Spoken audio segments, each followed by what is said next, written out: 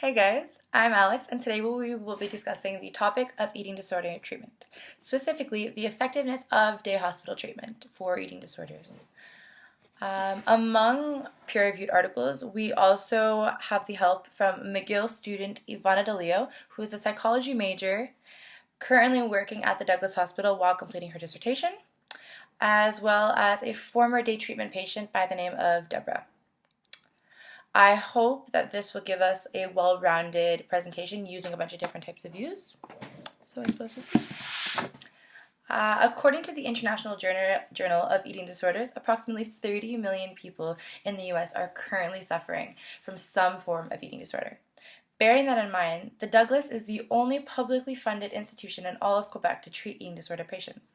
Due to this high demand, in order to become a day patient resident, your eating disorder must be at an alarming rate. But it can't be bad enough where you need constant medical attention.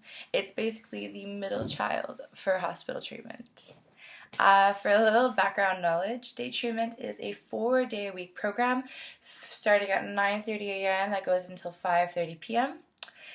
These days that consist of alternating between regular meals, snacks, etc., and different types of therapy.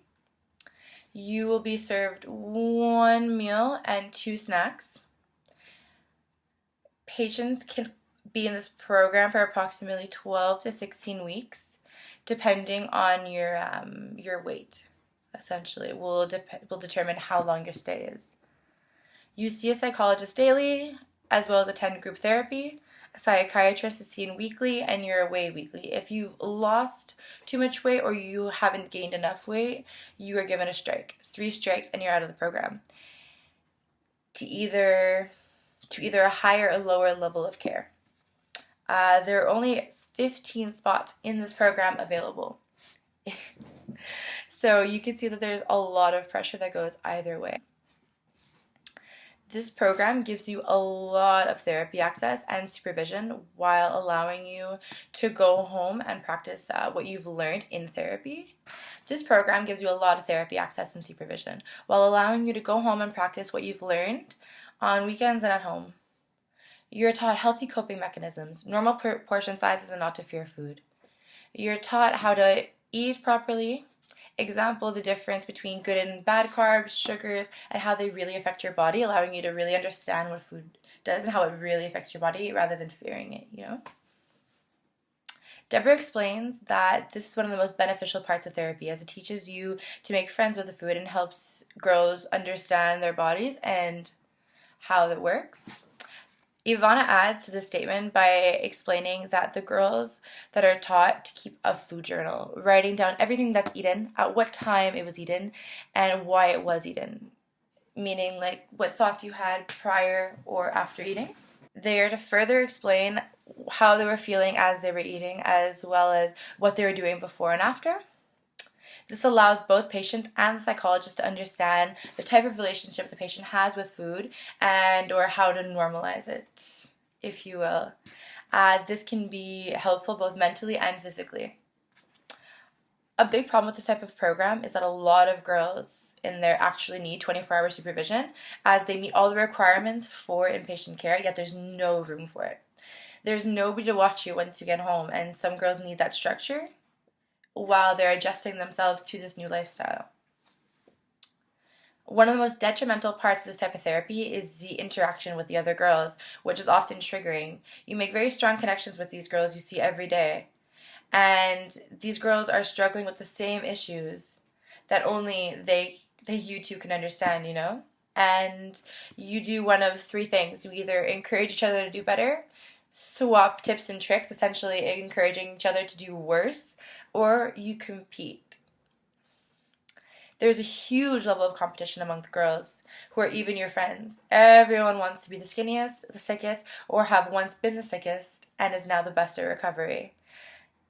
Ivana said that this is what she imagined behind the scenes of Project Runway to be like.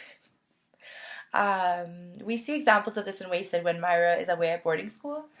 And the girls feed off each other. They compare their wits and their weights. A majority will return to some sort of therapy in the future. However, as we know, the novel wasted is an illness with a high relapse rate. After finishing the program, about a quarter of the patients will come out better.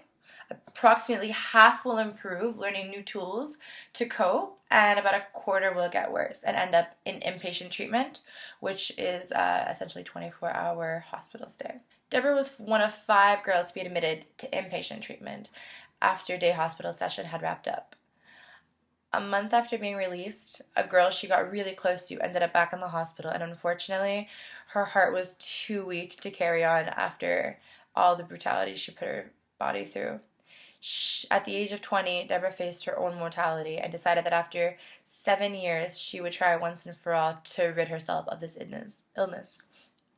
Using the tools she's learned from day hospital and inpatient treatment, along with intensive therapy, she's put on 25 pounds and seems to be in a better place. Although it's not as easy as that, and she knows that it'll be a long, hard battle to overcome. Ivana says that she'll reject patients and or blacklist them for 3 to 6 months if she sees that they're not ready.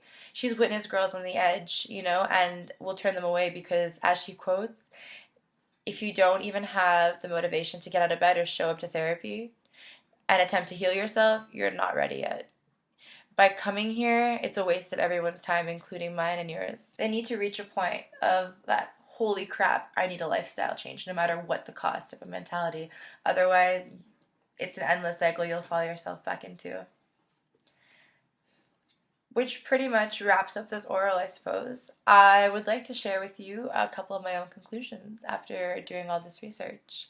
One, we need more access to mental health institutions in order to have it not reach the point where you need to skip a waiting list in order to be admitted for therapy before 2 years, where it's reached the point where you need inpatient care or day hospital treatment rather than 6 months of maybe intensive therapy.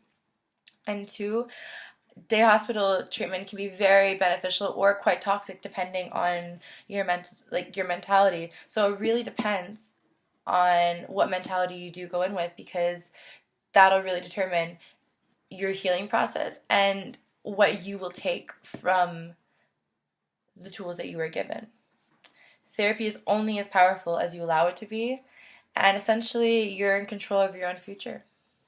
So make it count. Anyways, guys, thanks a lot.